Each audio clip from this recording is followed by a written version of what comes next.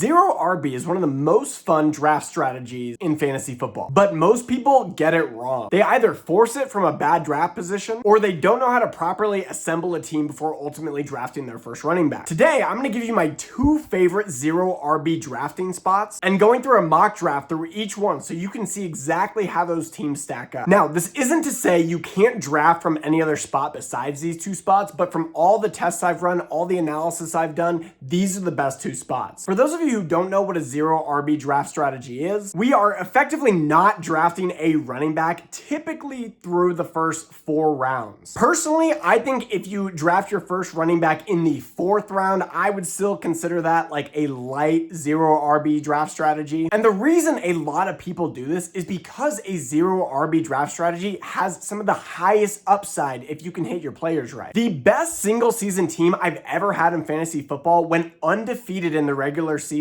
with a zero RB strategy. I ended up losing in the semifinals to Todd Gurley, who scored 30 plus points every week. I lost by like 1 point. I'll never forget it. You are one pathetic loser. I'm totally over it. I definitely don't think about it all the time. But don't let my one tragic loss that season detour you, because I had the team with the most points for, and I rightfully should have been crowned that year. Now, my 2 favorite spots that we're going to be drafting the zero RB strategy from this year are pick 6 and pick 10, and I'm going to show you why right now. All right, so here we are. I'm going to start by showing you why we're selecting the 6th pick overall and the 10th pick overall as our 2 best zero RB slots. If you watch my other draft strategy video, you'll know that I always like to take the last player in a tier of players in the first round. So, for instance, obviously in the top 2, you're taking Gibbs or Robinson. I've been seeing Chase start to go ahead of Robinson here, but regardless, we're looking at this wide receiver range here, okay? The elite tier is Chase, Nakua, and Jigba, and St. Brown.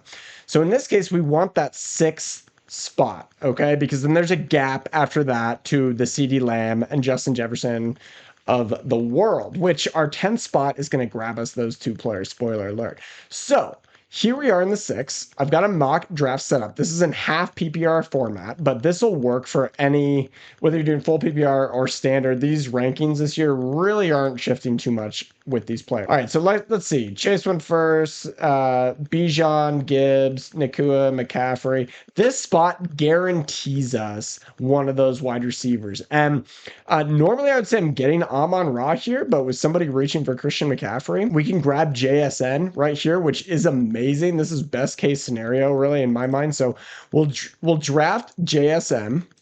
And we'll have our team up on the left here. We'll talk about that at the end, but we can go through it. Now, we come down. Here's our options. Remember, we go 0 running back. So we can't get Chase Brown. We can't get Derrick Henry.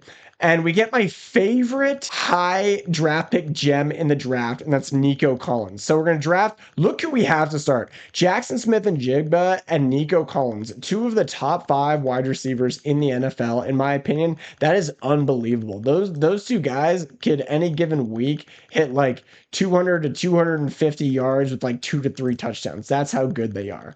So then we come down. And again, Kyren Williams falls here. We're not drafting a running back still. And if, in case you didn't watch my other draft strategy video, I would, if you have the time. I go over like 15 things that make a great draft. But one of the things is to always fill out your starting roster first. So, and obviously we're going 0 RB. 3 of these guys are running backs, so we're not taking them. Don't want to take a quarterback this high. This is the deepest draft I've seen in years at quarterback, so I don't want to take Drake May here. I do love how weird Colston Loveland's eyebrows look between him and Caleb Williams. I don't know who's better at doing makeup, but let's take Colston Loveland. That way we're going to have an emerging star, a locked-in tight end on what Ben Johnson, the head coach of the Chicago Bears, is saying is going to be the highest scoring offense of all time. Yeah, good luck with that, Benny. But we'll take Colston Loveland. And if you wanted to grab a running back here, I would say running back light.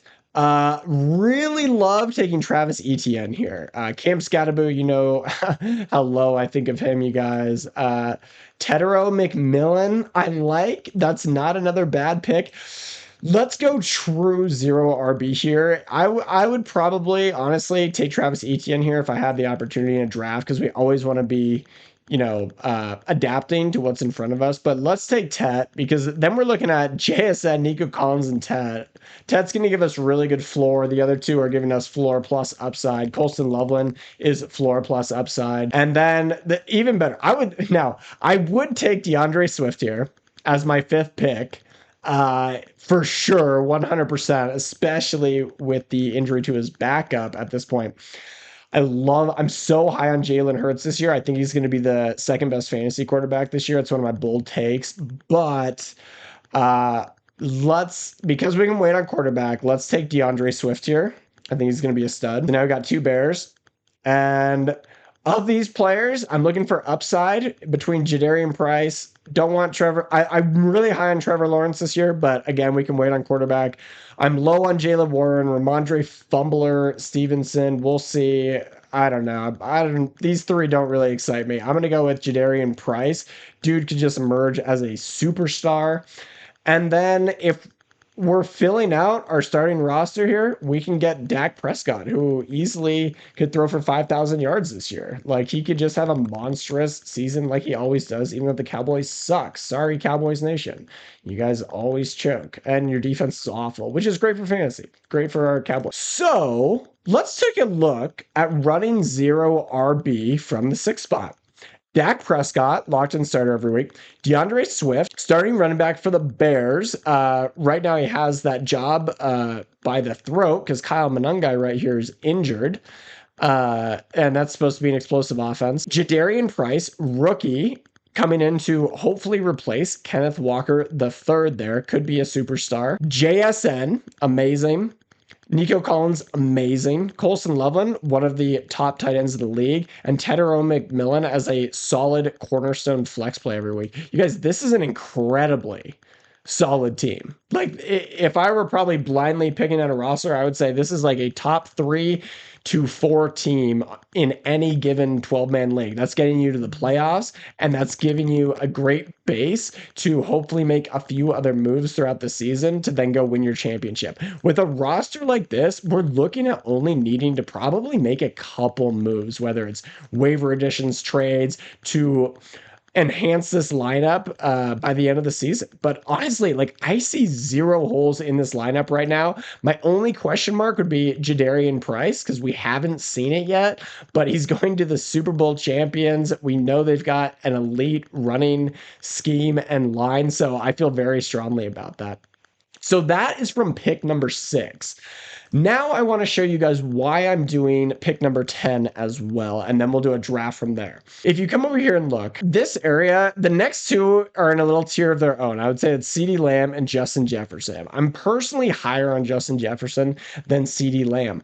However, mocking from the spot a bunch, I've actually been able to get both Justin Jefferson and CeeDee Lamb from the 10 spot, because there's often a run on running backs here.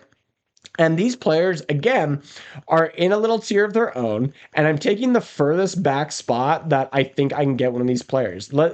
I'm automatically getting one of these players at the 10. So, like, that's really what we're looking for, is a certainty to do that. This is if you want to go into your league saying, hey, I'm running 0 RB. I know I'm going to be able to do it from this draft spot that I'm selecting. And if you're doing that, all the more power to you. And here we go. All right, everyone goes before, and look, here, like I said, we get CeeDee Lamb here, and we get Justin Jefferson here.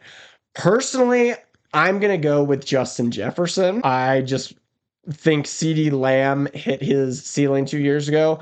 I was completely out on CeeDee Lamb last year. Didn't have him on a single team, and that's a player I was super right on. He looked really bad. He had a case of the drops, then he got hurt. He's even said so far that, like, he doesn't feel like he's gotten that full burst back. Like, that's stuff I want to hear. Now, if it were me in a regular draft, I would probably snatch Saquon here for my 2nd pick. But if we're sticking to our 0 RB strategy, which I'm totally cool with, we're going to take Justin Jefferson and CeeDee Lamb here. You're not going to go wrong there. That is amazing. Come down here. Lamar is an interesting one this year. I'm really hit or miss on him. And I'm going to take Malik Nabers here. The injury scares me for sure. All the injuries on that team scares me. But this is the player, you guys.